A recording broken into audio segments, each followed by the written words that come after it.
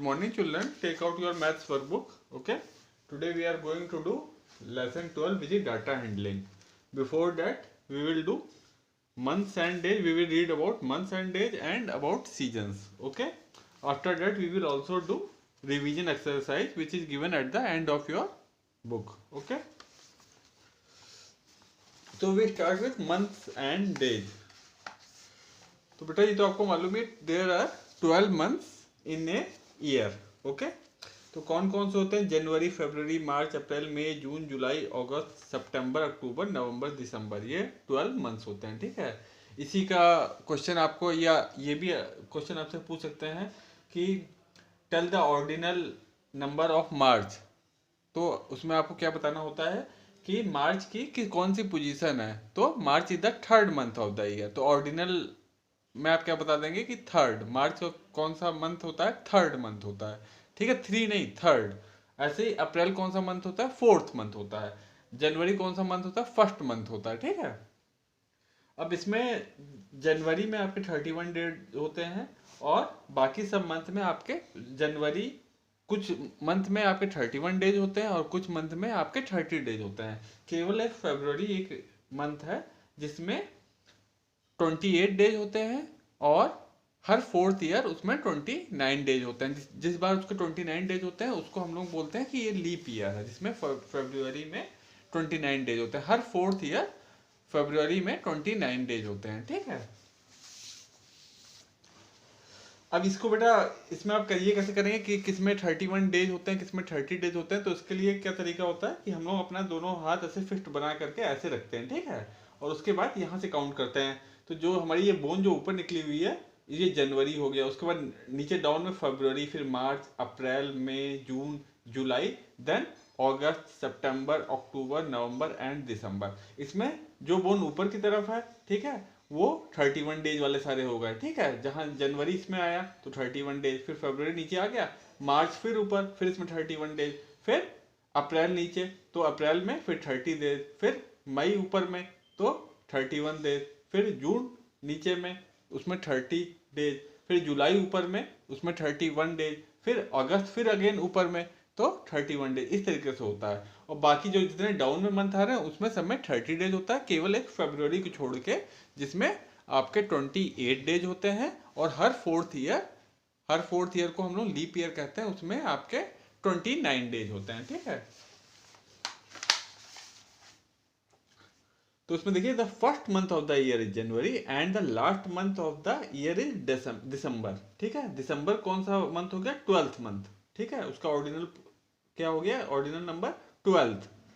January comes again December and a new year start. दिसंबर के बाद फिर से क्या हो, कौन सा मंथ आ जाता है? जनवरी. और जैसे 31 दिसंबर आता है जो कि अब आने वाला है, उसके बाद फिर से न्यू ईयर स्टार्ट हो जाता है 1 जनवरी. 31 दिसंबर को फिर हम लोग न्यू ईयर के लिए सेलिब्रेट करते हैं ना. A year has 365 days. तो एक साल में कितने दिन होते हैं? एक साल में आपके 365 डेज होता है. ठीक है. किसी मंथ में 31 डेज होगा, किसी में 30 हो गए. तो ऐसे जब आप सबको टोटल करेंगे तो टोटल कितने डेज आ गए? 365 डेज. लेकिन जिस ईयर में फरवरी में 29 डेज होते हैं, हर फोर्थ ईयर फरवरी में आपके 29 डेज होते हैं, तो उस ईयर आपके जो नंबर ऑफ डेज होते हैं ईयर में वो आपके 366 हो जाते हैं. ठीक है. जैसे ईयर 2000 में आपका लीप ईयर था, तो उस साल आपके कितने डेज हो गए थे ईयर में? 366 डेज. ऐसे 2020 वो क्या है, जो ये साल जो हमारा था इसमें भी 29 डेज थे, तो ये एक लीप ईयर है. ठीक है. इसमें आपके 29 डेज हैं. उसके बाद ये 2024, अब 2021 आपका फरवरी जो पड़ेगी वो 28 डेज की पड़ेगी. ठीक है. 2022 वो भी 28 डेज की पड़ेगी. फिर 2023 वो भी 28 डेज की पड़ेगी. उसके बाद जब 2024 आएगा वो अगेन आपकी फरवरी जो होगी वो 24 डेज की होगी, सॉरी 29 डेज की होगी. वो आपका लीप ईयर हो जाएगा 2024. ठीक है. तो a year has 365 days. Every fourth year is a leap year which has 366 days. The leap year February has 29 days. तो आपने देखा ही है कि या तो मंथ में 31 डेज होते हैं या 30 डेज होते हैं, लेकिन फरवरी ही ऐसा मंथ है जिसमें या तो 28 डेज होंगे और every 4th year every leap year it will have 29 days. उसके बाद हम आते हैं week. A week has 7 days. एक वीक में कितने डेज होते हैं? 7 डेज। वो आपको मालूम है कौन कौन से? Sunday, Monday, Tuesday, Wednesday, Thursday, Friday, Saturday. ठीक है।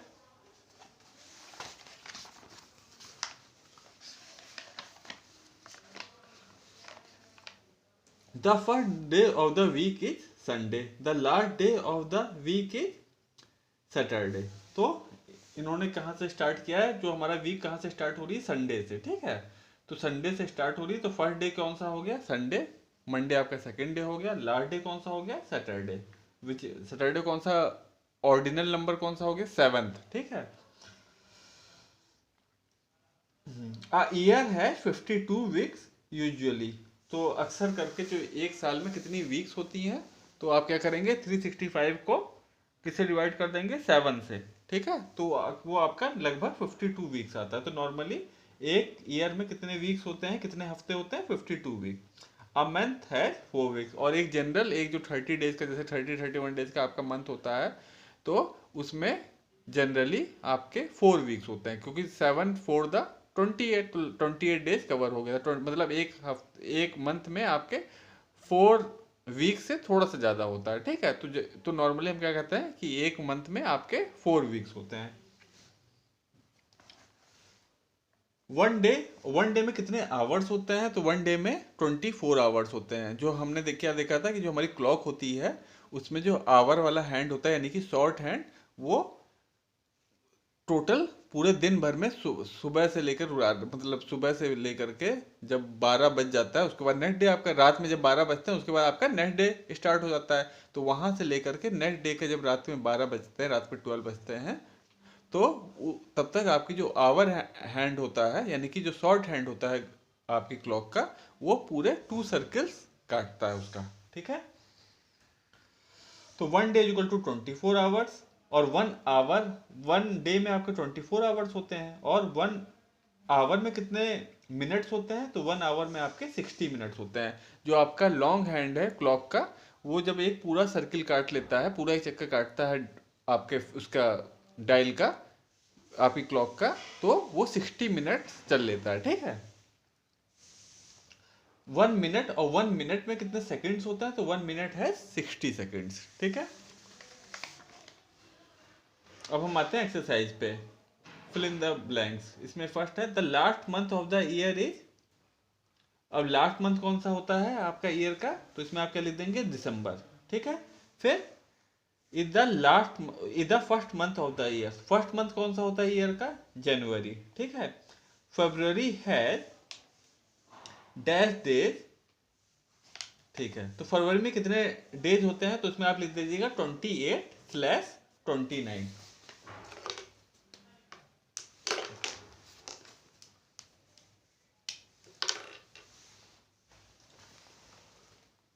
तो इसमें ये आपके जो फिल इन द ब्लैंक्स है फर्स्ट। ठीक है, इसमें ए में आप क्या लिख देंगे? दिसंबर। Last month of the year is दिसंबर।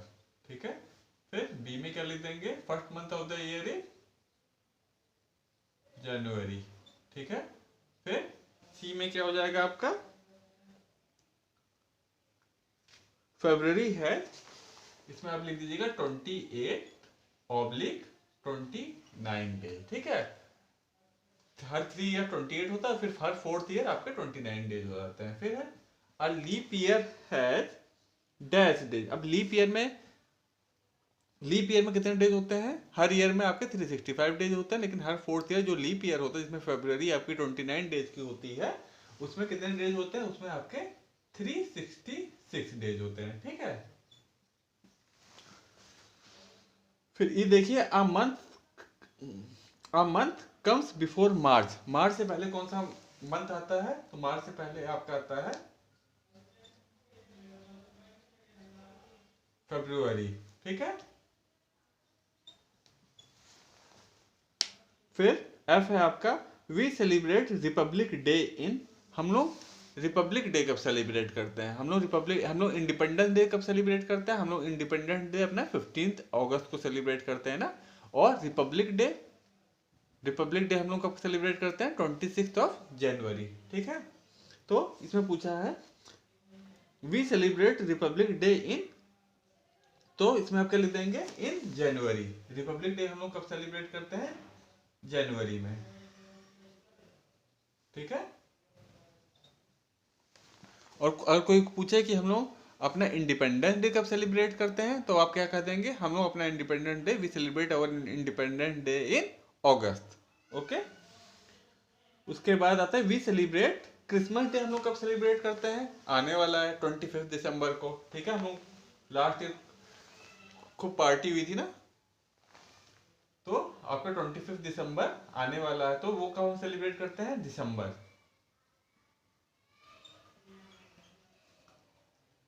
उस दिन सेंटा क्लॉज आते हैं, ठीक है। फिर we celebrate independence day in, अब हम इंडिपेंडेंस डे कब सेलिब्रेट करते हैं? तो वो हम कब करते हैं? अगस्त, ठीक है, अगस्त। Then which month comes after November? नवंबर के बाद के आफ्टर नवंबर के बाद कौन सा मंथ आता है? तो नवंबर के बाद क्या कौन सा मंथ आता है? दिसंबर, ठीक है। तो इस तरीके से आप एक्सरसाइज कर लीजिएगा।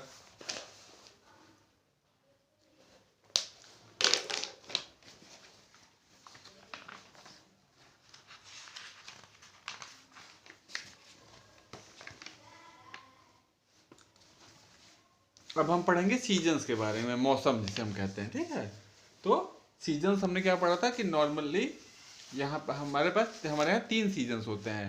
कौन कौन से? Summer, winter and rainy season, ठीक है।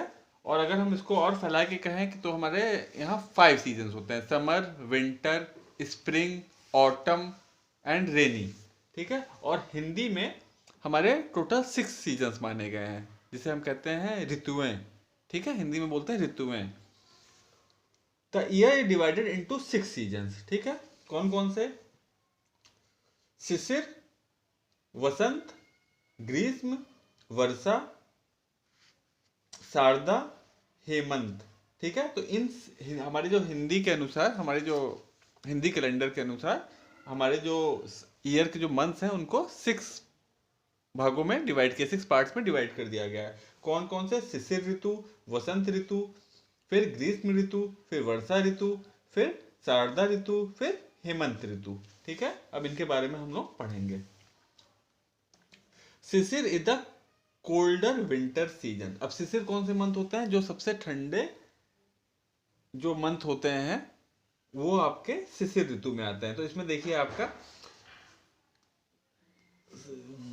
ये देखिए ये वाला है आपका, कौन कौन से? जनवरी, फरवरी। तो शिशिर में क्या होता है? जो आपकी जो ठंड होती है वो एकदम पीक पे होती है, मतलब सबसे ज्यादा ठंड जब शिशिर ऋतु स्टार्ट होती है, जो आपकी ठंड जो होती है वो एकदम सबसे ज्यादा होती है। और शिशिर ऋतु के अंत में, लास्ट में आते आते जो ठंड है वो कम हो जाती है, ठीक है।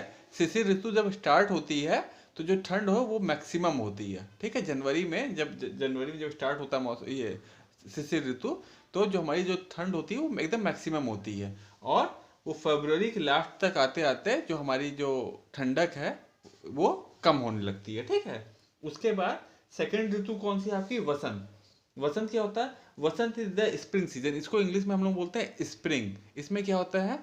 खूब नए नए तरह के फ्लावर्स निकलते हैं, ठीक है। Vasant is the spring season. Now flowers bloom and new leaves grows on tree. तो इसमें क्या होता है कि फ्लावर्स ब्लूम करते हैं, मतलब पूरे फ्लावर्स खिलते हैं। आप स्कूल में भी आपके देखिए डहेलिया, गुलदाउदी, ये सब फूल खूब खिलते हैं ना। तो वो आपकी कौन सी ऋतु हो जाती है? उसको हम लोग कहते हैं स्प्रिंग सीजन या वसंत ऋतु, ठीक है। तो वो कौन कौन से मंथ होते हैं आपके? तो आपका शिशिर में हो गया जनवरी, फरवरी। तो वसंत में कौन सा हो गया? मार्च एंड अप्रैल। ये 2 मंथ्स होते हैं आपके वसंत के, ठीक है। ये इंग्लिश में इनको कहते हैं स्प्रिंग सीजन, ठीक है। उसके बाद आगे आपका ग्रीष्म। ग्रीष्म मतलब जिसमें गर्मी बहुत पड़ती है, ठीक है, समर। तो ग्रीष्म is the summer season. It is very hot and we wear light cotton clothes, we bath in cold water and drink cold drink and ice cream. तो ग्रीष्म में क्या होता है, ये कौन कौन से मंथ होता है ग्रीष्म में, ये आपके मई जून। इसमें क्या होता है, मई जून ये मैक्सिमम जो गर्मी की, जो मैक्सिमम गर्मी पड़ती है इन 2 मंथ में। तो स्कूल में भी फिर मई के लास्ट में फिर छुट्टी हो जाती है कि बहुत गर्मी हो रही है ना, तो ये मैक्सिमम आपकी गर्मी वाले मंथ होते हैं मई और जून। इसमें हम लोग क्या करते हैं, इसमें हम लोग लाइट कॉटन क्लोथ्स पहनते हैं, सूती कपड़े, और 2 टाइम्स 3 टाइम्स हम लोग कोल्ड वाटर से बाथ लेते हैं, आइसक्रीम वगैरह ठंडी चीज़ें हम लोग खाते हैं, ठीक है। फिर उसके बाद ग्रीष्म के बाद कौन सा आपकी ऋतु स्टार्ट होती है, वर्षा ऋतु, ठीक है। तो वर्षा ऋतु कौन से मंथ हो गए, तो ये मई जून आपके किस में थे, ग्रीष्म में। उसके बाद जुलाई एंड अगस्त, ये आपके कौन से ऋतु हो गई, वर्षा ऋतु, रेनी सीजन। इसमें बारिश होती है, कौन कौन से मंथ हो गए, जुलाई एंड अगस्त, ठीक है। Varsha is the rainy season, we use umbrellas और rain coat when we go outside. तो हम लोग कहीं कभी जब बाहर निकलते हैं तो हम लोग अम्ब्रेला अपने साथ में रखते हैं या रेन कोट अपने साथ में रखते हैं। In rainy season children makes paper boat and float them in rain water. और जो बच्चे हैं वो क्या करते हैं, कहीं पे भी पानी वानी भर जाता है तो अपने पेपर बोट बना के उसमें फ्लोट करते हैं ना। तो ये वर्षा ऋतु हो गई। उसके बाद आ गई आपकी शारदा ऋतु। तो शारदा इज द ऑटम सीजन। ये कौन सा सीजन होता है, ऑटम, इसे इंग्लिश में बोलते हैं autumn season. Most of tree set there leaves during this season. इसमें जो आपके जो भी पेड़ पौधे होते हैं वो अपनी लीव्स, मैक्सिमम पेड़ पौधे उनके लीव्स छोड़ देते हैं, मतलब उनके, उसे हम कहते हैं हिंदी में पतझड़, पत्ते जितनी होते हैं पेड़ों पे वो सब गिरने लगते हैं, ठीक है। तो ये कौन सा होती है, शारदा ऋतु, ठीक है। ये आपके कौन से मंथ होते हैं, ये जुलाई अगस्त आपका कौन सा था, जुलाई अगस्त आपका वर्षा था। उसके बाद कौन सा, सितंबर एंड अक्टूबर, ये आपका शारदा ऋतु हो गई, ठीक है। उसके बाद कौन सी ऋतु आई, हेमंत ऋतु। Hemant is the winter season, it is very cold, we use blankets और quilts at night and like to have hot drinks like tea और कॉफी। उसके बाद जो 6th मंथ आपका, 6th जो ऋतु आ गई वो आज कौन सी ऋतु हो गई, हेमंत ऋतु। इसमें क्या है, इसमें जब ये स्टार्ट होती है तो थोड़ा कम ठंडा रहता है, लेकिन ये जब एंड तक पहुंचती है ये अपने, तो जो जो सर्दी होती है वो अपने पीक पे पहुंच जाती है। मतलब नवंबर एंड दिसंबर के मंथ में हेमंत ऋतु होती है। तो नवंबर में सर्दी आपकी स्टार्ट होती है, धीरे धीरे बढ़ती जाती है, फिर दिसंबर एंड तक ये ऋतु जब खत्म होती है तो जो आपकी जो ठंड होती है वो एकदम पीक पे होती है, ठीक है। और उसके बाद फिर से आपकी कौन सी शिशिर ऋतु होती है, उसमें सर्दी जो होती है वो एकदम पीक पे होती है और फिर धीरे धीरे कम होने लगती है फरवरी के लास्ट तक, ठीक है। तो ये आपकी 6 ऋतुएं होती हैं, इनको आप लर्न कर लीजिएगा, ठीक है। और कौन सी ऋतु कौन से मंथ में फॉल करती है ये भी देख लीजिएगा, ओके।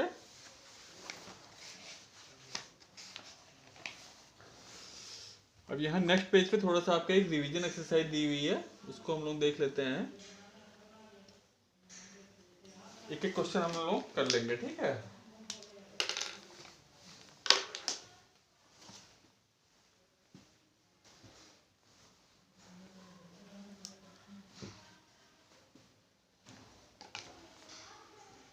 इसमें फर्स्ट आपका एडिशन है, ये आपका है पेज 127।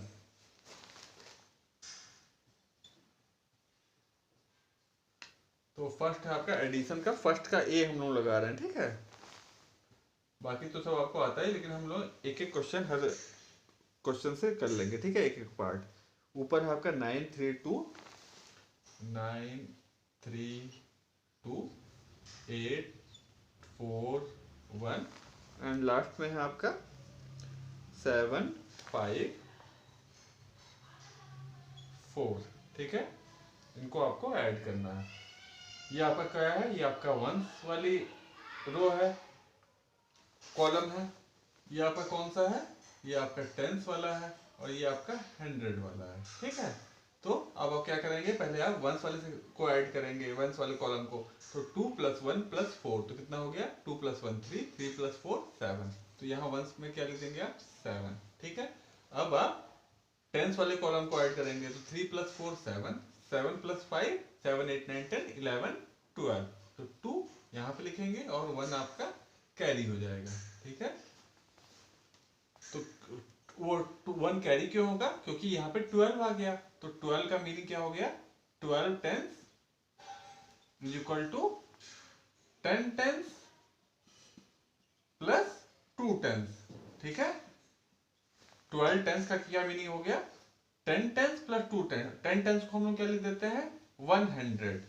10 टेंस मतलब 100 प्लस 2 टेंस। तो जब ये 12 आया तो 1 जो हो गया, 1 तो 100 था, तो उसको हम कहाँ ले गए, उसको हम 100 वाले कॉलम में ले गए, और यहाँ पे जो 2 टेंस था केवल उसको वही रहने दिया। अब क्या करेंगे हम, 1 प्लस 9 करेंगे तो कितना हो गया 10, 10 प्लस 8 18, फिर 18 प्लस 7 18, 19 20 21 22 23 24 25। तो यहाँ पे क्या आ गया आपका 25। तो इसका आंसर क्या हो गया 2527। ठीक है बेटा, तो इस तरीके से फिर आप ये बी वाला कर लीजिएगा। फिर सब्ट्रैक्शन में भी ए पार्ट लगा लेते हैं, 2 का ए, 843 माइनस 301।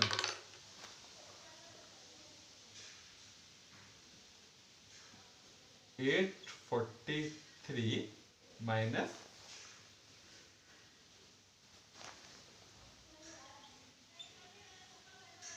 ये 1, ये 10, ये 100। ठीक है, अब आप क्या करेंगे, पहले वंस वाले प्लेस पे जाएंगे तो 3 माइनस 1, तो यहाँ पे आपका 2 आ जाएगा। फिर टेंस वाले प्लेस में जाएंगे तो 4 माइनस 0, यहाँ पे आपका 4 आ गया। फिर 100 वाली प्लेस पे जाएंगे तो 8 माइनस 3, तो कितना हो जाएगा 5। ठीक है, तो आपका आंसर क्या हो गया 542। इसको अगर आपको चेक करना है सही है कि नहीं, तो आप 542 को 301 से ऐड कर देंगे। ठीक है, तब देखिए कितना आ रहा है, 2 प्लस 1 3, 4 यहाँ पे 4, 5 प्लस 3 8। तो आपका ऊपर वाला देखिए ये आ गया। ठीक है, यानी कि हमने ये जो किया था ये सही किया था। ठीक है,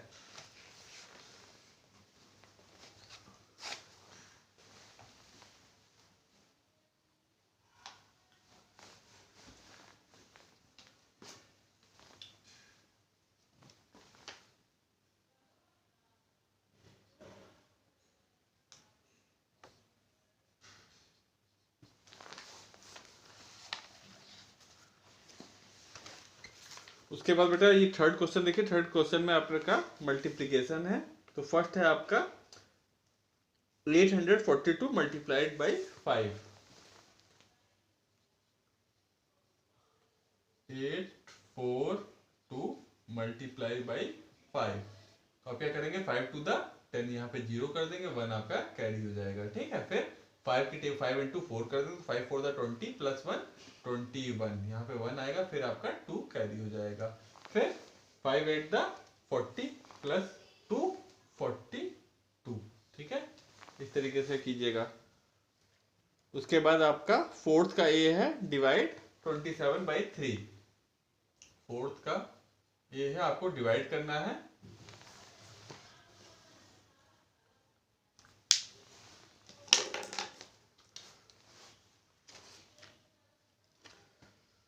ट्वेंटी सेवन, हाँ 27। ठीक है, आप 3 की टेबल पढ़ेंगे जब तक आपका 27 आ जाए या उससे जस्ट कम हो। ठीक है, तो 3 9 द 27 आ गया। ठीक है, ये आपका क्या है, ये आपका डिविडेंड है, ये आपका डिवीजन है, ये आपका कोशिएंट है, और जो नीचे कुछ जो भी बचा वो आपका क्या हो जाएगा रिमाइंडर। तो इसमें क्या रिमाइंडर हो गया आपका 0। ठीक है, उसके बाद आपका क्वेश्चन फिफ्थ है, look at the pattern and right what comes next. तो इस पैटर्न को आपको ऑब्जर्व करना है और बताना है कि नेक्स्ट नंबर कौन सा आएगा। तो ये 15 है, देन 25 है, देन 35 है।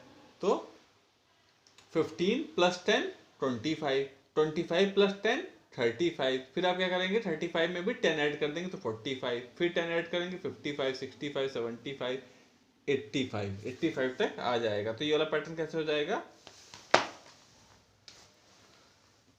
फिफ्थ का ए। तो 15 प्लस 10 कर देंगे 25 आ गया, तो प्लस 10 किया 35 आ गया। तो ये 3 नंबर आपको दिए हैं, तो नेक्स्ट क्या करेंगे आप 35 में 10 ऐड कर देंगे, 35 प्लस 10 कर देंगे तो कितना हो जाएगा वो 45।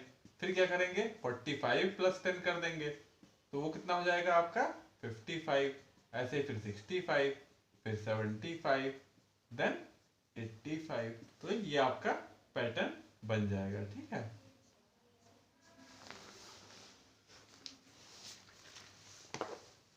उसके बाद इसमें इसी में बी देखिए 26, 31, 36, इसमें क्या हो रहा है, इसमें +5 हो रहा है। 26 में +5 कीजिए 31 आ गया, +5 कीजिए 36 आ गया, +5 करते करते आप सारा इस पैटर्न को कंप्लीट कर लीजिएगा।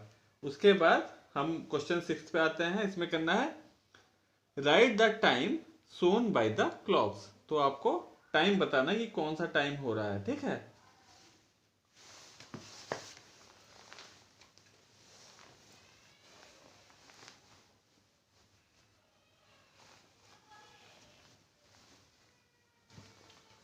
तो आपकी ऐसे क्लॉक बनी हुई है, ठीक है। यहाँ पे आपका 12, देन 1, 2, देन 3, 4, 5, देन यहाँ पे 6, 7, 8, 9, 10, 11 ऐसे होता है, ठीक है। ये आपकी क्लॉक बन गई। अब इसमें जो आपके फर्स्ट है 6 के जो फर्स्ट फिगर है, ए वाली फिगर मान लीजिए, उसमें आपकी जो शॉर्ट हैंड है वो 2 और 3 के एकदम सेंटर में है, और जो लॉन्ग हैंड है वो कहाँ पे है, 6 पे है। यानी कि लॉन्ग हैंड कहाँ पे है आपका, वो 6 पे है, और शॉर्ट हैंड कहाँ पे है, वो 2 और 3 के बीच में है, ठीक है। इस तरीके से तो ये क्या टाइमिंग हो गया, ये 2 के आगे है, ठीक है, 2 के आगे है। तो कि इसे यानी कि 2 पास्ट, इसे हम बोलेंगे 30 पास्ट 2, ठीक है। हाफ या सॉरी हाफ पास्ट 2, इसे क्या बोलेंगे हम लोग, ये हाफ चक्कर इसने यहाँ 12 से जो आपका 2 के बाद, जब ये शॉर्ट हैंड आपका 2 पे था, तो जो आपका लॉन्ग हैंड था वो किस पे था, वो 12 पे था, ठीक है। तो ये जब सेंटर पे आ गया, तो जो आपका मिनट वाला जो हैंड है, लॉन्ग हैंड, वो कहाँ पहुंच गया, 6 पे पहुंच गया। तो हम इसे बोलते हैं हाफ पास्ट 2, ठीक है। जो हमने क्लॉक वाला चैप्टर करवाया था टाइम वाला, उसमें आप पढ़िएगा एक बार, ठीक है। तो हाफ पास्ट 2, तो इस टाइमिंग को हम लोग क्या लिखेंगे, कैसे 2, या फिर हम क्या करेंगे, 12 से हम लोग काउंट करेंगे, 12 से हम 0 मानते हैं, और 5 की टेबल स्टार्ट करेंगे। 5 1 the 5, 5 2 the 10, 5 3 the 15, 5 4 the 20, 5 5 the 25, 5 6 the 30। यहाँ पे 2 लिखा, फिर डबल डॉट लगा देंगे और 30 लिख देंगे, ठीक है। ये आपका आंसर हो गया। अच्छा, सेकंड में क्या करेंगे, सेकंड में कहाँ पे है दोनों हैंड, सेकंड में जो लॉन्ग हैंड है वो किस पे है, short hand, sorry short hand वो कहाँ पे है, वो 6 पे है, और जो लॉन्ग हैंड है वो कहाँ पे है, एग्जैक्टली 12 पे है, ठीक है। तो इसमें क्या करेंगे, तो ये 6, और यहाँ ये 12 को हमने बताया था आपको, ये 0 से, ये 0 माना जाता है, 0 से स्टार्ट करते हैं यहाँ पे। तो 5 यहाँ पे जब 0 करते हैं तो 5 0 द 0, तो यानी कि 6 के बाद डबल डॉट 0। अगर ये लॉन्ग हैंड जो है आपका यहां से हट करके, मान लो सपोज कीजिए 2 पे आ जाता, तब आप क्या करते, तो जो आपका शॉर्ट हैंड है वो 6 से हल्का सा आगे बढ़ जाता, वो इस जगह पे आ जाता, 6 से थोड़ा सा आगे बढ़ता। तो हम क्या करते, तो हम 6 लिखते और फिर 5 की टेबल पढ़ते, तो 0 मानते हैं, 5 1 द 5, 5 2 द 10, तो यहाँ हम लोग क्या लिख देते, 10, ठीक है। तो इस तरीके से आप ये वाला कंप्लीट कर लीजिएगा।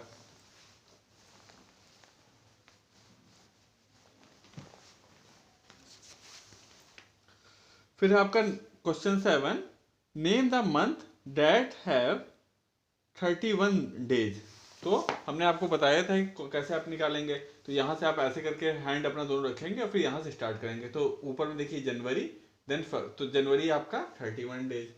तो कौन कौन से मंथ हो गए, जैन 31 हो गया, ठीक है। फिर कॉमा, फिर फरवरी यहाँ नीचे हो गया, ठीक है। फिर मार्च, फिर अगेन 31, फिर मार्च 31 डेज। फिर मार्च के बाद यहाँ अप्रैल फिर डाउन हो गया, तो वो आपका 31 डेज नहीं हुआ। अप्रैल के बाद मई, फिर ये ऊपर हो गया, तो मई आपके 31 डेज। फिर यहाँ पे मई हुआ था, फिर यहाँ पे जब नीचे आई है तो ये जून, ये 31 नहीं हुआ। फिर यहाँ पे फिर ऊपर हो गया, यानी कि जून के बाद यहाँ पे क्या आ गया, जुलाई। जुलाई फिर अगेन आपके 31 डेज, ठीक है। तो यहाँ पे आपका जुलाई हुआ था, फिर यहाँ पे फिर ये ऊपर है, तो ये फिर अगेन जुलाई के बाद अगस्त, अगेन 31 डेज। उसके बाद सितंबर यहाँ डाउन हो गया, यानी कि 31 डेज नहीं है। सितंबर के बाद फिर अक्टूबर फिर ऊपर हो गया, तो 31 डेज अक्टूबर, ठीक है। फिर यहाँ पे अक्टूबर के बाद फिर यहाँ पे नवंबर आपका डाउन हो गया, ठीक है। फिर दिसंबर फिर ऊपर हो गया, तो यानी कि 31 डेज। इस तरीके से आप कर लेंगे कि किसमें 30 डेज होते हैं, किसमें 31 डेज होते हैं, एक्सेप्ट फरवरी जिसमें 28 या 29 होते हैं, ठीक है। उसके बाद आपका क्वेश्चन 6-8 है, fill in the blanks. 120 rupees note is equal to dash note of 5 rupees, ठीक है। तो क्वेश्चन 8 है आपका, ये 7 था। 120 रुपीज नोट, ठीक है। एक नोट आपके पास 20 रुपीज का है, ₹20, ठीक है। तो उसमें कितने रुपीज 5 के नोट आ जाएंगे, 5 रुपीज के नोट कितने होंगे, ठीक है। तो वो कैसे आप निकालेंगे, 20 को आप डिवाइड कर दीजिए 5 से, तो 5 4 द 20, ठीक है। या 5 को ऐड करते रहिए जब तक 20 ना आ जाए, तो 5 प्लस एक और नोट लीजिए 5 रुपीज का, 5 + 5 10। अभी 20 पे हम लोग नहीं पहुंचे, फिर एक और नोट लीजिए 5 का, कितना हो गया, 15 हो गया। फिर प्लस फिर 5 कीजिए, 5 रुपीज का एक और नोट लीजिए, तो कितना हो गया, 5 + 5 10, 10 + 5 15, 15 + 5 20। यानी कि ₹20 का एक नोट किसके बराबर है, 4 5 रुपीज के नोट। तो आपने क्या किया, 5 को 4 से मल्टीप्लाई किया। 5 कितनी बार आ रहा है, 1 2 1 2 3 4। तो 5 को आपने 5 की टेबल पढ़ी 4 टाइम, तो वो 20 के बराबर हो गया। यानी कि 5 रुपीज के 4 note is equal to ₹20। Similarly 100 rupees note is equal to notes of 10 rupees. ये आप खुद से कीजिएगा, ठीक है। फिर हम आते हैं सेड 1/4 ऑफ ईच शेप। आपको हर शेप का 1/4 सेड करना है, ठीक है। तो हम 9th का ए पार्ट करते हैं। 9th का ए पार्ट, तो वो क्या है, एक आपका सर्किल है, और सर्किल को कैसे डिवाइड कर रखा है, ये अगर हम एकदम सेंटर में लाइन खींच देते हैं तो ये 2 इक्वल पार्ट्स में डिवाइड हो गया, ठीक है। 1 हाफ 2 हाफ, ठीक है, 2 हाफ हो गए। 1 हाफ, ये एक हाफ है, ठीक है, ऊपर वाला, और ये भी एक हाफ है, अलग अलग हिस्सा है, ठीक है। इधर सेंटर में एक और लाइन खींच दिए, तो ये 4 इक्वल पार्ट में डिवाइड हो गया। 1 2 3 एंड 4 इक्वल पार्ट में डिवाइड हो गया। तो हमको क्या करना है, we have to shade 1/4 of each shape. तो इस शेप को हमको 1/4 पार्ट सेट करना है। तो 4 इक्वल पार्ट हो गए। 4 इक्वल पार्ट में आप कोई भी एक पार्ट को सेट कर दीजिए। सपोज कीजिए हमने ये पार्ट, सेकंड वाला पार्ट को सेट कर दिया, तो ये इस सर्किल का 1/4 पार्ट हो गया। 1/4 पार्ट इज शेडेड, ठीक है। और इसमें कितना शेडेड नहीं है, 1 2 3, 3/4 पार्ट इज अनशेडेड, ठीक है। तो इस तरीके से आपको अनशेडेड करने लिखना, केवल आपको 1/4 पार्ट आपको शेड करना है, ठीक है। तो आप सब में 1/4 पार्ट आप शेड कर दीजिएगा इन चारों फिगर में से।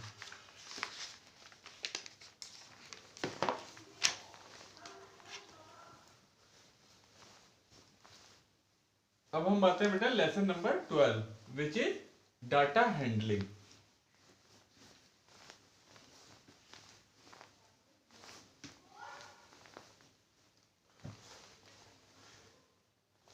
बेटा जैसे कोई स्कूल है या कोई बहुत बड़ा ऑफिस है, ठीक है, तो बहुत सारा उसमें डाटा होता है कि पता चला उसमें 20 टीचर हैं, 15 उसमें मेल हैं, 5 फीमेल्स हैं, बहुत 2000 स्टूडेंट हैं, जिसमें 400 बॉयज़ हैं, 1500 गर्ल्स। इस तरीके से बहुत सारा डाटाज होता है। तो अगर हम ऐसे किसी को बताएंगे या किसी ने पूछा, तो हम उसे जल्दी से बता भी नहीं पाएंगे और उसको वो ठीक से समझ भी नहीं पाएगा, ठीक है। तो उसके लिए हम लोग क्या करते हैं, कुछ उसका ग्राफ बना देते हैं, उसको पिक्चर फॉर्म में करके उसको बताते हैं, तो हम उसको अच्छे से समझा सकते हैं और वो तुरंत समझ सकता है, ठीक है। तो यही सब काम हम लोग इसमें कहते हैं, हम इसको डाटा हैंडलिंग, यही कहलाता है आपका डाटा को हैंडल करना। इसकी बहुत इंपॉर्टेंस होती है। अब इसमें देखिए लेसन नंबर 12 में pictorial representation of data example, the following pictograph shows the number of sheeps in village ABCDEF where one picture represents 10 sheep. अब देखिए इसमें क्या है कि आपके ये टोटल F गांव है, F विलेजेज हैं, ABCDEF, ठीक है, 6 विलेजेज हैं।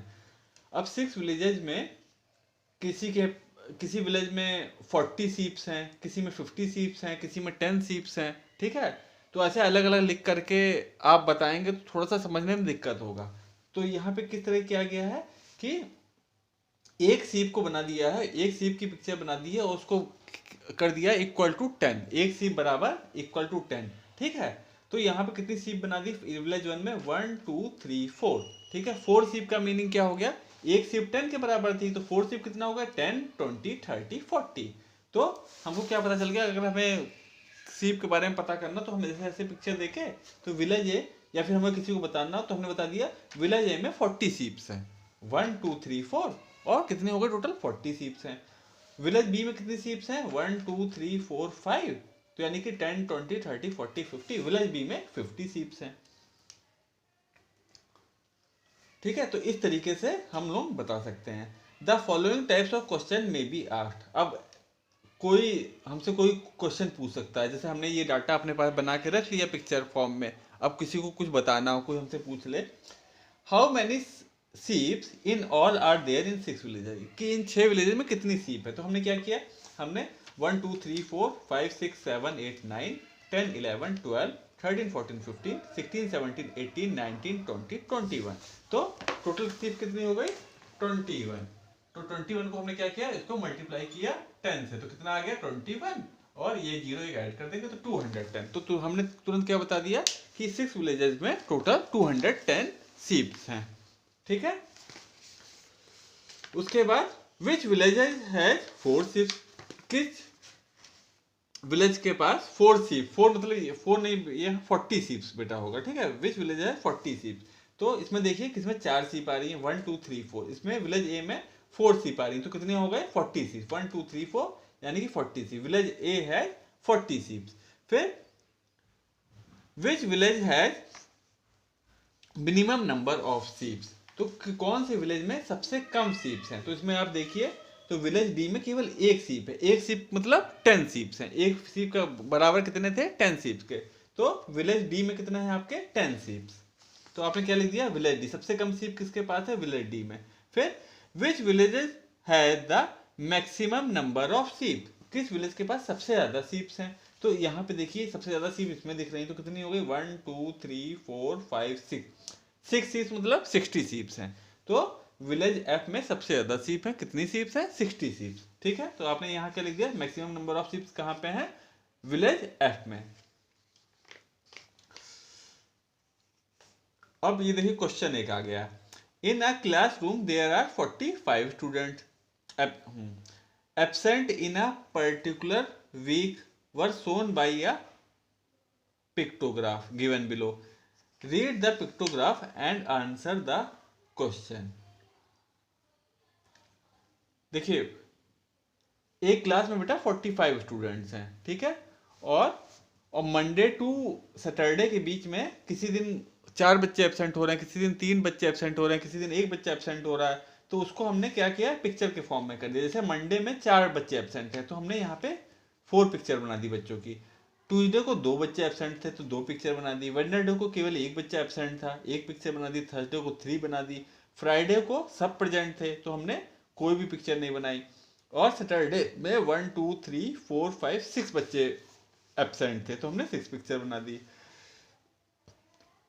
अब इसमें क्वेश्चन पूछ रहा है how many students were present, sorry how many students were absent on Friday, Friday को कितने बच्चे एब्सेंट थे। तो आपने क्या किया, ये ग्राफ उठाया, अब देखिए फ्राइडे कहाँ आ रहा है, ये आ रहा है, फ्राइडे को कितने बच्चे एब्सेंट थे, तो फ्राइडे में एक भी बच्चा एब्सेंट नहीं था, यानी कि 0। आप क्या लिख देंगे, इसका आंसर क्या लिख देंगे, ए का 0, क्योंकि फ्राइडे में सब प्रेजेंट थे, ठीक है। तो इसका सेकंड का, ये आपका लेसन 12 है, लेसन 12 सेकंड का ए में आप क्या लिख देंगे 0, ठीक है।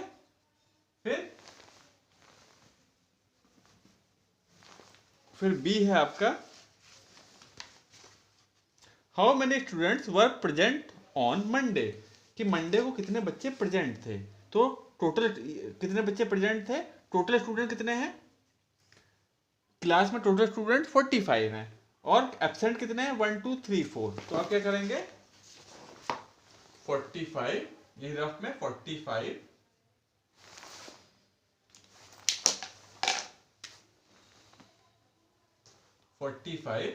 माइनस 4 कर देंगे तो कितना आ गया 41। तो आप क्या यहां पे लिख देंगे 41 बच्चे प्रेजेंट थे, ठीक है। उसके बाद फिर थर्ड क्वेश्चन है इसमें, C question, on what day the absentees were minimum, किस दिन जो एब्सेंटीज थे वो मिनिमम थे, मतलब बहुत कम एब्सेंट हुए थे। तो फ्राइडे को, तो सी में आप क्या लिख देंगे फ्राइडे को। फ्राइडे को क्या था, एक भी बच्चा एब्सेंट नहीं था, ठीक है। तो यहां आप क्या लिख देंगे फ्राइडे, ओके। फिर डी देखिए, on what day the absentees were maximum, किस दिन सबसे ज्यादा बच्चे एब्सेंट थे। तो इसमें देखिए आपके सैटरडे में 1 2 3 4 5 6 बच्चे एब्सेंट थे, तो आप क्या लिख देंगे डी में सैटरडे, ठीक है। तो यही आपकी डाटा हैंडलिंग कहलाती है।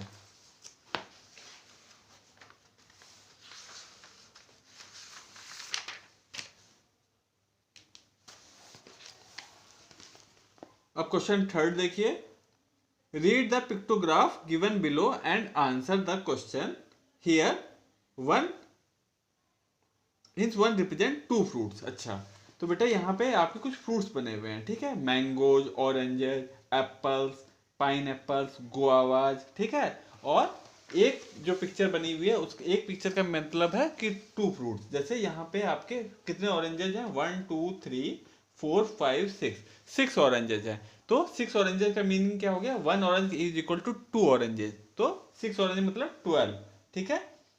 ऐसे यहाँ पे देखिए पाइन एप्पल है 1 2 3 4 5, 5 पाइन एप्पल का मतलब क्या हो गया कि 10 पाइन एप्पल है, क्योंकि एक pineapple is equal to 2 pineapple, ठीक है।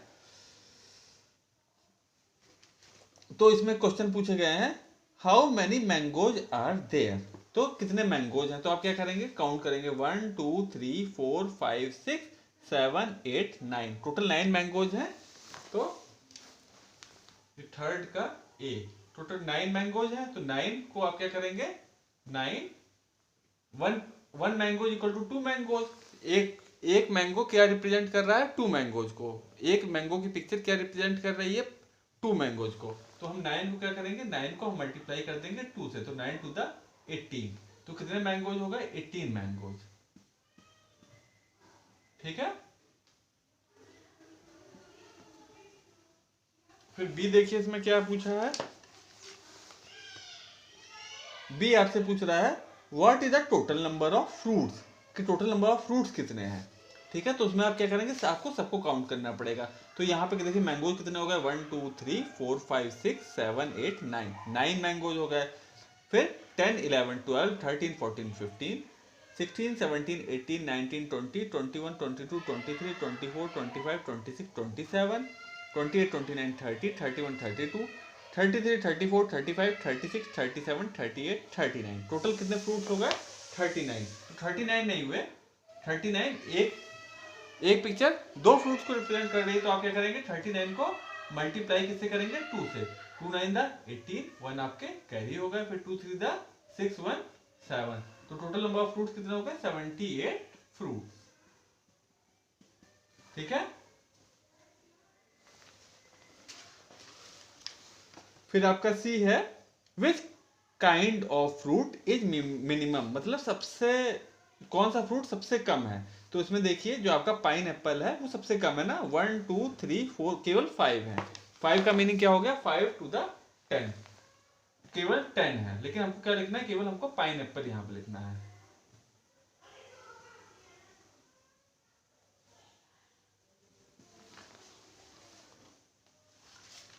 ठीक है।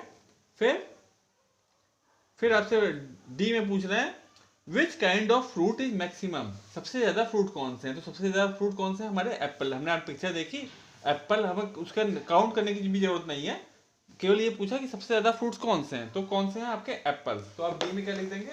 एप्पल्स। ठीक है।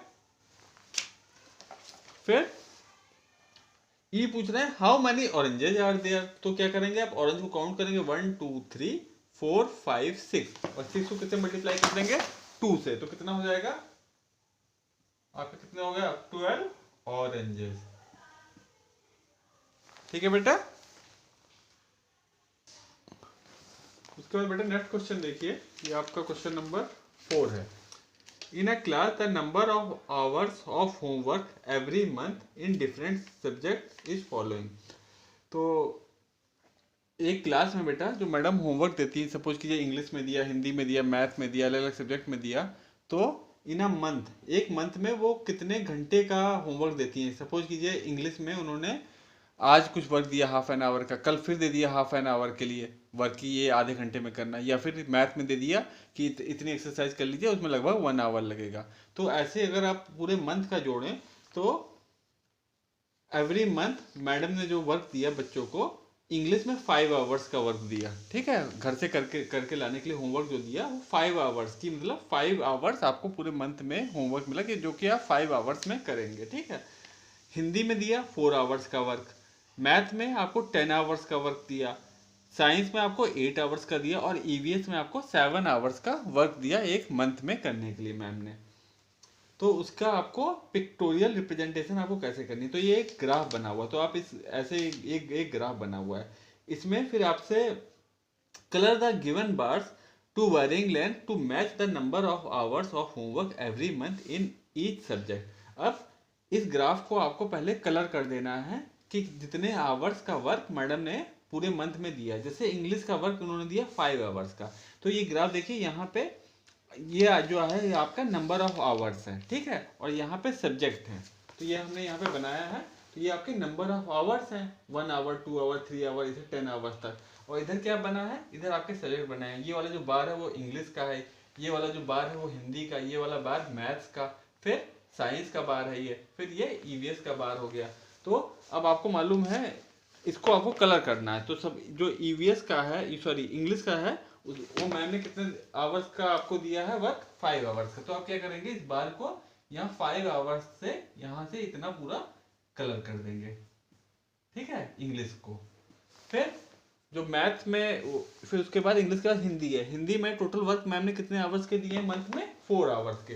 तो हिंदी को आप कहाँ से कलर करेंगे? ये जो 4 के सामने यहाँ से आप हिंदी वाले को कलर कर देंगे। ठीक है।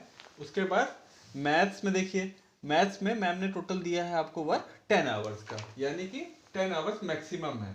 ठीक है, यहाँ एकदम ऊपर से, तो मैथ्स को आप कहाँ से यहाँ से पूरे बार को ही कलर कर देंगे आप ऐसे। ठीक है। उसके बाद फिर आपका है साइंस। साइंस में मैम ने दिया है 8 आवर्स का वर्क, तो यहाँ देखिए ये 8 आवर्स है, तो इसके यहाँ से सपोज कीजिए ये 8 यहाँ पे आ रहा है। ठीक है, अब यहाँ से आप पूरा इसको साइंस को कलर कर देंगे। ठीक है।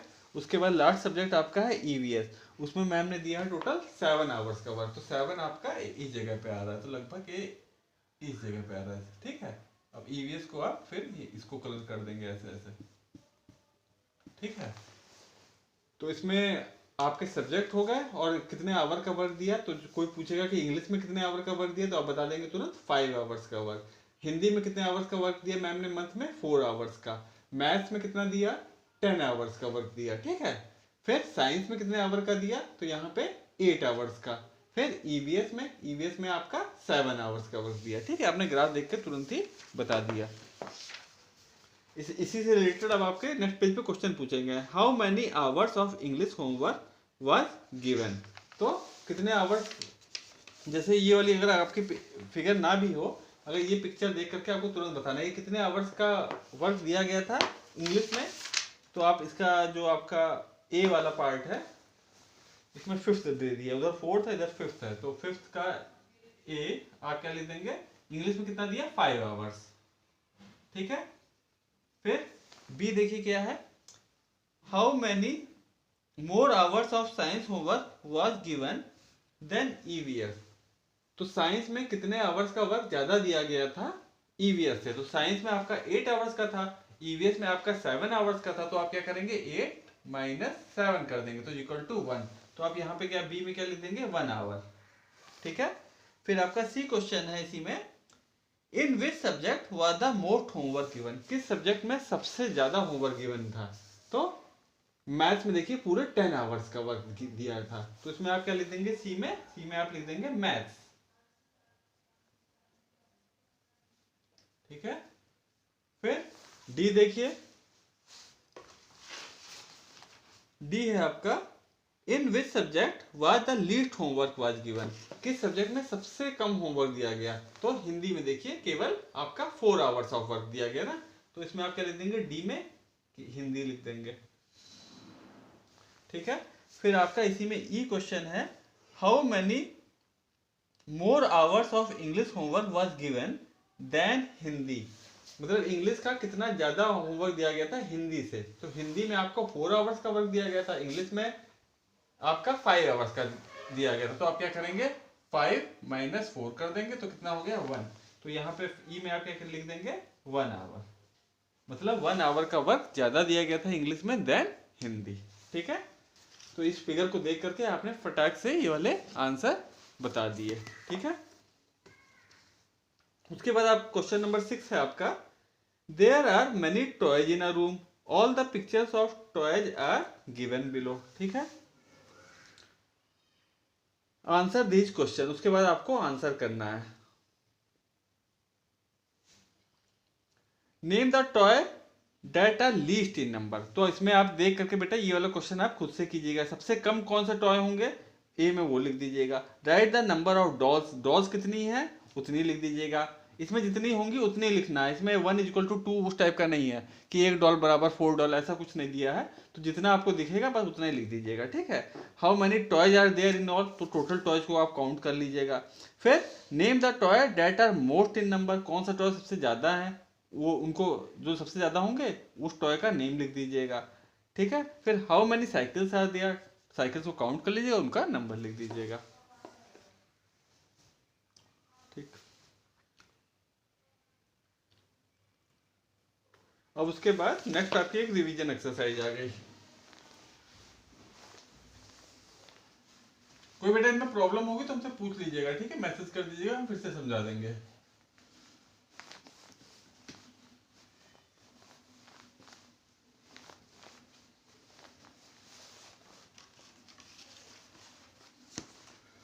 उसके बाद नेक्स्ट पेज पे आपके रिवीजन एक्सरसाइज है, काउंट फॉरवर्ड एंड राइट। तो 495 है तो उसके बाद फॉरवर्ड काउंटिंग है। तो 495 के बाद क्या आ जाएगा 496, देन 497, ऐसे ही आप लिखते चले जाएंगे कहाँ तक 505 तक। ठीक है। फिर काउंट बैकवर्ड एंड राइट, तो आपको बैकवर्ड काउंटिंग करनी है कहाँ से 133 से स्टार्ट करना है और कहाँ तक करना है 123 तक। तो 133 लिखा है, फिर कौन सा आ जाएगा 132, फिर कौन सा आ जाएगा 131, 130, 129, इस तरीके से आप 123 तक बैकवर्ड काउंटिंग कर दीजिएगा, उल्टी गिनती। ठीक है। फिर आपका क्वेश्चन नंबर 3 है, write the place value of each digit. ठीक है। तो फर्स्ट है आपका 543, थर्ड का ए, हाँ थर्ड का ए है आपका 543।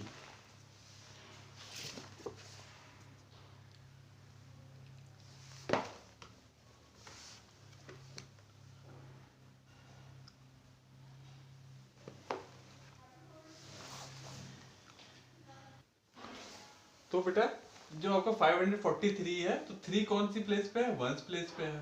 ठीक है। 4 किस प्लेस पे है वो 10 प्लेस पे है और 5 किस प्लेस पे है वो आपका 100 प्लेस पे है।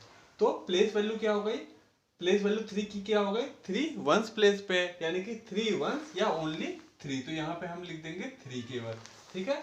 फिर प्लेस वैल्यू ऑफ 4, 4 किस प्लेस पे वो 10 प्लेस पे है। तो 4 प्लेस वैल्यू ऑफ 4 क्या हो गई, प्लेस वैल्यू ऑफ 4 हो गई 4 10 या 40।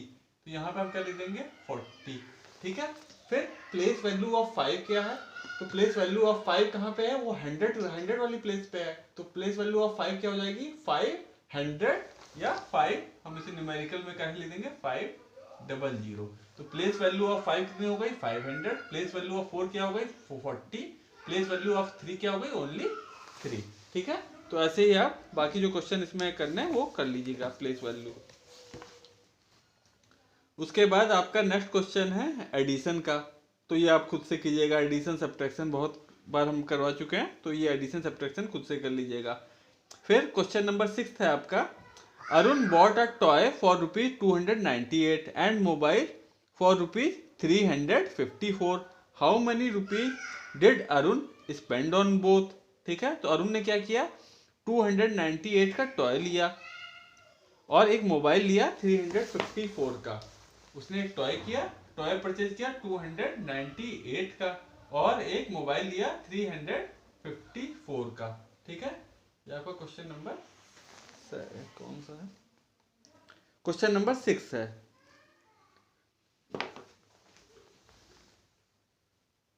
तो उसमें आपसे पूछा क्या गया है कि इसने टोटल कितना पैसा स्पेंड किया। तो इसका क्या मीनिंग हुआ, इन दोनों को आप ₹298 और ₹354 को आप ऐड कर दीजिएगा। ठीक है, फिर आपका क्वेश्चन नंबर 7 है, in a park 129 children are there, 95 of them are boys, how many are girls. तो पार्क में कितने चिल्ड्रन है टोटल, 7th में देखिए टोटल नंबर ऑफ चिल्ड्रन कितने हैं, 129। ठीक है, टोटल नंबर ऑफ चिल्ड्रन कितने हैं, 129। फिर इसमें बता रहे हैं 95 ऑफ देम आर बॉयज, इनमें से 95 बॉयज हैं। तो गर्ल्स कितने हैं, तो आप क्या करेंगे, 129 में से 95 को माइनस कर देंगे। तो क्या होगा, जितने बचेगा, जो भी आपका आंसर आएगा वो क्या हो जाएगा, वो नंबर ऑफ गर्ल्स हो जाएगा। ठीक है, फिर नेक्स्ट क्वेश्चन है आपका मल्टीप्लीकेशन का। ठीक है, तो खुद से आप कीजिएगा। इसमें हम 8 का सी कर दे रहे हैं। ठीक है, 8 का सी, 8 के सी में क्या करना है, 72 को मल्टीप्लाई करना है 9 से, 72 मल्टीप्लाइड बाई 9। तो क्या करेंगे यार, 9 टू द 18 के 8, 1 आपके कैरी हो जाएगा। फिर 9 7 द 63 प्लस 1 64। तो आपका आंसर क्या हो गया, 648।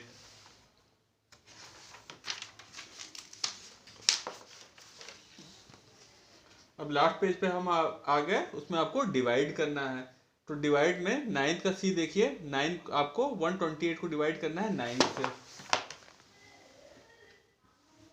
9 का सी 128 को डिवाइड करना है आपको 9 से। ठीक है, तो ये आपका डिविडेंड है, ये आपका डिवीजर है। ठीक है, तो आप 9 की टेबल तब तक पढ़ेंगे जब तक 12 ना आ जाए या 12 से कम रहे। ठीक है, तो 9 1 द 9, 9 टू द 18 हो गया, तो 18 तो 12 से ज्यादा हो गया। तो आप क्या करेंगे, 9 की टेबल केवल 1 ही टाइम पढ़ेंगे। ठीक है, तो 9 1 द 9।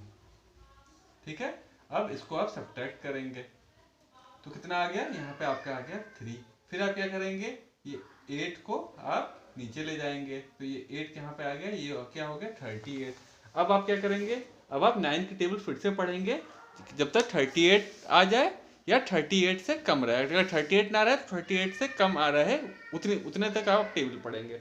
तो 9 1 the 9, 9 2 the 18, 9 3 the 27, 9 4 the 36, then 9 5 the 45। अब 9 5 द 45 तो 38 से ज्यादा हो गया, तो हम 9 की टेबल कब तक पढ़ेंगे, 4 तक। भले 38 नहीं आ रहा हो, लेकिन 36 जो है वो जस्ट 38 से थोड़ा सा कम है। तो 9 4 द 36। फिर आप क्या करेंगे, इसे माइनस करेंगे, तो यहाँ पे आपका आ गया 2, यहाँ पे 0। ठीक है, तो अब इसमें आपका क्या चीज है, आपका डिविडेंड क्या है, इसमें डिविडेंड इज इक्वल टू 128 जो डिवाइड हो रहा है। डिवीजर कौन सा है, डिवीजर क्या, कौन डिवाइड कर रहा है, डिवीजर इज इक्वल टू 9। जो डिवीजन वाला चैप्टर है बेटा उसको फिर से एक बार देखिएगा। ठीक है, और इसमें आपका कोशिएंट क्या है, कोशिएंट में यानी कि जो ऊपर बचा, ऊपर जो आंसर आया, ठीक है, वो कितना है आपका 14। उसके बाद रिमाइंडर कितना है आपका, रिमाइंडर मतलब जो नीचे में बचा रह गया वो कितना है, वो आपका 2 है। ठीक है, तो तो इसमें ए और बी पार्ट आप अपने से कर लीजिएगा। फिर हम आते हैं क्वेश्चन नंबर 10 पे। 1 बस carry 40 children, how many children can 10 बस कैरी?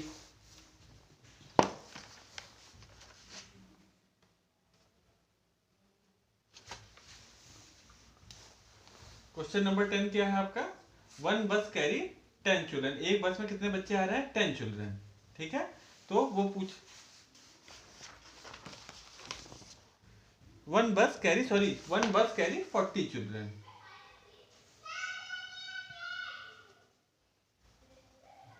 वन बस में कितने चिल्ड्रन बेटा आ रहे हैं? 40 चिल्ड्रन। तो आपसे पूछा है कि 10 बस में कितने बच्चे आएंगे, तो 1 बस में 10 40 आ रहे हैं, तो आप क्या करेंगे? 10 नंबर ऑफ बस, वो number of children multiplied by number of बस। ठीक है, तो जब आप ये मल्टीप्लाई करेंगे तो कितना हो जाएगा? ये आपका आ जाएगा 400। जैसे आपने 40 इंटू 10 किया, तो आप क्या करेंगे? 4 1 4 कर देंगे, तो 4 1 4, उसके बाद 1 0 2 0 2 0 उसमें आगे और जोड़ देंगे, तो 10 बस कितने बच्चों को कैरी करेगी? 400 चिल्ड्रन। ठीक है, उसके बाद आपका क्वेश्चन 11 है। There are 54 students in class 5th, 3 students sit on each desk, how many desk are there in class? ठीक है, क्वेश्चन नंबर 11 देखिए।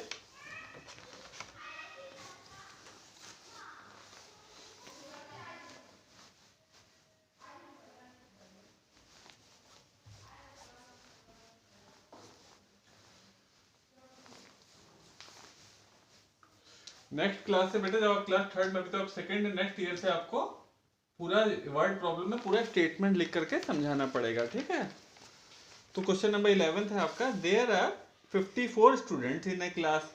ठीक है, एक क्लास में टोटल कितने स्टूडेंट्स हैं? 54।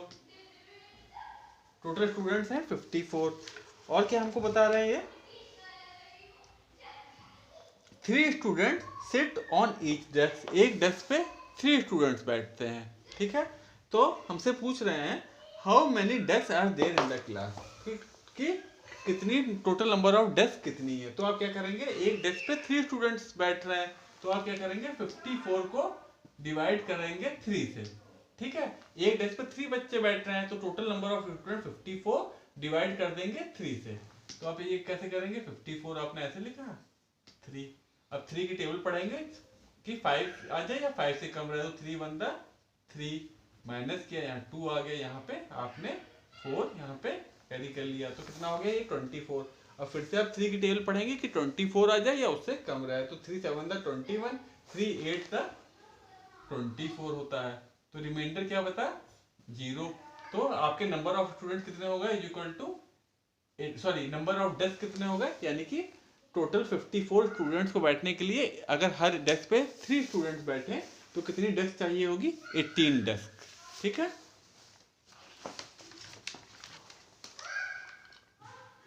फिर क्वेश्चन नंबर 12 है। Write the number of flat curved faces, edges and corners of given solid shapes.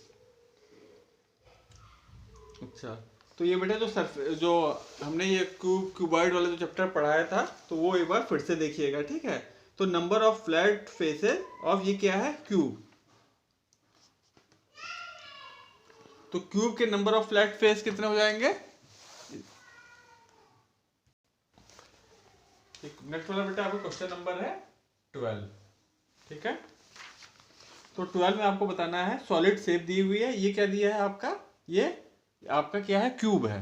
Cube मतलब जैसे आपका डाइस नहीं होता, जिससे आप लोग लूडो वगैरह खेलते हैं, वही शेप है एकदम। ठीक है, और ये क्या है? ये आपका स्पीयर है, एक आपकी बॉल समझ लीजिए, फुटबॉल या नॉर्मल बॉल। ठीक है, तो इसमें पूछा है नंबर ऑफ फ्लैट फेस, तो फ्लैट फेस कितने होते हैं? तो आपके डाइस में देखिए कितने फेस होते हैं, तो टोटल कितने नंबर होते हैं? 6 नंबर तक होते हैं, यानी कि 6 फेस होते हैं। तो नंबर ऑफ फ्लैट फेस यहाँ पे आप क्या लिख देंगे? 6 फेस। ठीक है, फिर नंबर ऑफ कर्व्ड फेस मतलब कि घूमा हुआ, मुड़ा हुआ, तो वैसा तो इसमें क्यूबॉइड में कुछ भी नहीं होता, तो ये आप क्या कर देंगे? 0। फिर नंबर ऑफ एजेस मतलब किनारे, जैसे ये एक किनारा हो गया, ये एक किनारा हो गया, फिर एक इधर पीछे में हो जाएगा, फिर इधर पीछे में हो जाएगा। आप अपना एक डाइस उठाइएगा, उसमें देखिएगा तो टोटल कितने हो जाते हैं, नंबर ऑफ एजेस में 12 हो जाते हैं। और नंबर ऑफ कॉर्नर्स, कोने 1 2 3 4 ऊपर हो गए, और 4 5 6 7 8 4 ऊपर 4 नीचे, टोटल 8 हो जाते हैं। तो नंबर ऑफ ये आपका एजेस हो गया 12 और नंबर ऑफ कॉर्नर्स कितने हो गए 8। ठीक है। फिर नेक्स्ट फिगर आपकी स्फीयर की है, उसमें फ्लैट फेस तो कुछ होता ही नहीं है, सारा कर्व्ड ही रहता है। और नंबर ऑफ कर्व्ड फेस, इसमें कर्व्ड फेस 0 हो गया था, इसमें कर्व्ड फेस क्या होगा, एक ही कर्व्ड फेस पूरा घुमा ही रहता है, तो कर्व्ड फेस हम कितना कह देंगे, इसे 1 लिख देंगे। ठीक है। Flat face 0, curved face 1। और नंबर ऑफ एजेस, किनारे कितने होते हैं, तो स्फीयर में पूरा गोला होता है तो उसमें कोई एज या फिर कोना कुछ होता नहीं, तो ये दोनों आपका क्या हो जाएगा, दोनों ही आप 0 0 लिख देंगे। ठीक है। फिर हम आते हैं क्वेश्चन नंबर 13 पे। Right the fraction for the shaded part. आपको जो जितना शेडेड पार्ट है उसका फ्रैक्शन लिखना है। तो इसमें देखिए ये जस्ट हाफ को वो कर दिया है, तो इसका क्या फ्रैक्शन हो जाएगा, 1/2। इसका क्या हो जाएगा, 4 इक्वल पार्ट में डिवाइड कर दिया और एक पार्ट को शेड कर दिया, तो इसका क्या हो जाएगा, 1/4। इसमें भी 4 इक्वल पार्ट में डिवाइड किया और कितने पार्ट को कवर्ड वो कर दिया, शेड 1 2 3। तो यानी कि टोटल शेडेड पार्ट कितना हो जाएगा, 3/4। 1 2 3 और टोटल पार्ट्स हैं 4, तो आप क्या लिख देंगे, 3/4। इसमें टोटल कितने पार्ट कर दिए, 1 2 3 4 5, 1 2 3 4 5, टोटल 6 पार्ट कर दिए और 6 ही कलर कर दिए, तो 6/6 लिख दीजिएगा। ठीक है। फिर नेक्स्ट है आपको draw both hands of the clock of the for the given time. ठीक है। तो जैसे इसमें आपको 14 का ए कर देते हैं।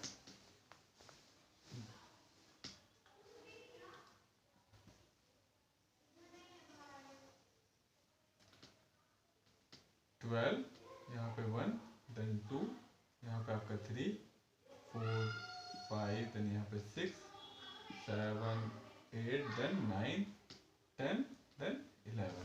तो आपकी टाइमिंग क्या दी है, 12 15। फर्स्ट में आपके टाइम दी है 12:15, तो इसको क्या बोलेंगे, 12:15। ठीक है। ये क्वार्टर, ये पूरा सर्किल है, सर्किल में यहाँ तक जब आपका जो लॉन्ग हैंड है वो जब 3 पे पहुंच जाएगा, तो समझिए ये जो आपका पूरा सर्किल है, ऐसे सर्किल है, इसको अगर आप 4 पार्ट्स में, इक्वल पार्ट्स में आप डिवाइड कर सकते हैं, 1 2 3 4।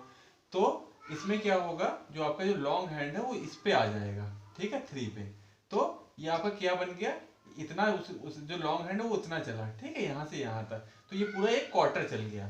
तो हम इसे क्या बोल देते हैं, 12:15, मतलब 12 के बाद एक क्वार्टर। ठीक है।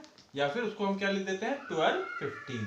तो जो लॉन्ग हैंड है वो कहाँ पे पहुंच जाएगा, आपका 3 पे, और जो शॉर्ट हैंड है वो कहाँ रहेगा, वो 12 से हल्का सा आगे रहेगा। ठीक है। तो ये आपका क्या हो गया, टाइमिंग 12:15। ठीक है। बाकी फेस का बेटा आप खुद से फिर ऐसे ही करके ड्रॉ कर लीजिएगा। ओके, फिर और हम नहीं बता रहे हैं। फिर आपका लास्ट क्वेश्चन 15th है, 150 rupees note is equal to notes of 10 rupees. इस तरह का क्वेश्चन अभी आया था, तो ये खुद से कीजिएगा। ठीक है, ए और बी वाला दोनों पार्ट। फिर 16th है, 1 kg इज इक्वल टू, तो 1 kg कितने ग्राम के होता है, 1000 ग्राम। ठीक है। और ये बी है आपका, 1 litre is equal to, 1 litre कितना होता है, वो आपका होता है 1000 मिलीलीटर। इसमें बेटा फिर आपका सी वाला है, 1 kilometre is equal to how many centimetre. तो ये थोड़ा सा, ये आपका क्वेश्चन नंबर 16 का सी है। 16 का सी है, 1 kilometre is equal to how many centimetre. ये आपसे नहीं पूछा जाना चाहिए था, ये आपसे मीटर का पूछना चाहिए था, लेकिन उन्होंने सेंटीमीटर पूछ लिया है। तो 1 किलोमीटर में बेटा आपके ये चीज देखिएगा, 1 किलोमीटर में आपके इक्वल टू होता है 1000 मीटर। 1 किलोमीटर कितना होता है, 1000 मीटर के बराबर। ठीक है। और 1 मीटर इज इक्वल टू होता है आपका 100 सेंटीमीटर। तो 1 मीटर कितना हो गया, 100 सेंटीमीटर के बराबर। तो 1 किलोमीटर में कितने सेंटीमीटर हो गए, तो 1 किलोमीटर में आपके सेंटीमीटर आप कैसे निकालेंगे, आप क्या करेंगे 100 को 1000 से मल्टीप्लाई करेंगे, 1000 को मल्टीप्लाई किससे कर देंगे 100 से। जैसा क्यों करेंगे, क्योंकि 1 मीटर में आपके 100 सेंटीमीटर होते हैं और 1 किलोमीटर में आपके 1000 मीटर होते हैं। तो 1000 मीटर में कितने सेंटीमीटर हैं ये आपको निकालना है कि 1000 मीटर में कितने सेंटीमीटर हैं। ठीक है, तो आप क्या करेंगे 1000 को 100 से मल्टीप्लाई कर देंगे। तो ये कैसे आएगा, तो 1 की टेबल पढ़ेंगे 1, उसके बाद आप जितने भी जीरो हैं वो लिख देंगे 1 2 3 4 5, आप इसमें टोटल 5 जीरो हो जाएंगे। तो 1 किलोमीटर इज इक्वल टू कितना हो गया 1 के बाद 1 2 3 4 5 सेंटीमीटर। ठीक है, ये कितना हो गया 1 kilometre is equal to 1 lakh centimetre, 1 lakh हो गया। ठीक है, तो अभी इसी तो आपको पढ़ाया नहीं गया है, तो मेरे ख्याल से यहाँ सेंटीमीटर नहीं मीटर होना चाहिए था। तो आपका 1 किलोमीटर में 1000 मीटर होता है। ठीक है, ओके बेटा, कुछ प्रॉब्लम होगी तो हमसे पूछ लीजिएगा। आपका पूरी बुक ये फिनिश हो गई है। ठीक है, कहीं भी कुछ प्रॉब्लम होगी तो हमको मैसेज करके या कॉल करके पूछ लीजिएगा। अब हम बीच बीच में आपका टेस्ट लेंगे। ठीक है, तो इसलिए सारा आप जितना भी हमने पढ़ा दिया है वो सारा रिवीजन करते रहिएगा, शुरू फर्स्ट चैप्टर से लास्ट चैप्टर तक हर सब्जेक्ट में। ठीक है बेटा, ओके बेटा, बाय, टेक केयर।